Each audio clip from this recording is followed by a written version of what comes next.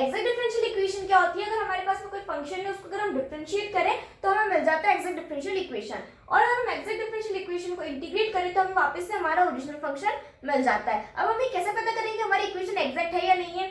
तो अगर हमारे पास में इक्वेशन इस फॉर्म में होती है m dx plus n dy is equals to 0, तो हम क्या करेंगे, जो हमारे यहाँ पर मैम है उसको हम y के रिस्पेक्ट में डिफरेंशिएट करेंगे, जो यहाँ पर n है उसको हम x के रिस्पेक्ट में डिफरेंशिएट करेंगे, और अगर इन दोनों की वैल्यूज अगर बराबर होती है, इक्वल होती है, तो हम बोलेंगे जो हमारी इक्वेशन है वो क्या है, एग्जैक्ट डिफरेंशियल इक्वेशन है। और अगर हमारी इक्वेशन अगर एग्जैक्ट होती है उसका अगर हमें जनरल सॉल्यूशन फाइंड करना है तो वो हम इस तरह से करते हैं, integrate m dx plus integrate n dy is equals to c। जहाँ पर जो हमारे पास में m है, m को हम x के रिस्पेक्ट में इंटीग्रेट कर रहे हैं, तो यहाँ पर जो भी हमारे पास में y की वैल्यूज होंगे उनको हम एज अ कांस्टेंट कंसीडर करेंगे, ठीक है। और यहाँ पर जो हमारे पास में n की इक्वेशन है वहां पर हम क्या करेंगे, वहां पर हमारे पास में जितनी भी x की टर्म्स होंगी उनको हम क्या कर देंगे, रिमूव कर देंगे, सिर्फ यहाँ पर हम y वाली टर्म्स को इंक्लूड करेंगे, ठीक है। इसको समझने के लिए एग्जाम्पल देखते हैं। सपोज ये हमारे पास में एक इक्वेशन दे रखी है जिसमें हम यहाँ पर इसको m कंसीडर कर लेंगे और इसको हम n कंसीडर करेंगे, ठीक है। तो इक्वेशन हमारे पास में इस फॉर्म में आ जाएगी m dx plus n dy is equals to 0।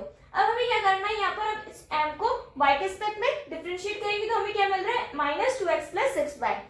Then हम इस n को x के रिस्पेक्ट में डिफरेंशिएट करेंगे तो वहां से हमें क्या मिल रहा है, 6y minus 2x। तो ये दोनों की वैल्यूज हमारे पास में इक्वल आ रही है, तो सिंस हमारे पास में अगर ये इक्वल आ रहा है तो हमारी इक्वेशन क्या हो जाएगी, एग्जैक्ट डिफरेंशियल इक्वेशन हो जाएगी। अब अगर हमें इसका जनरल सॉल्यूशन फाइंड करना है तो वो भी हम कर लेंगे, integrate m dx plus integrate n dy is equals to c।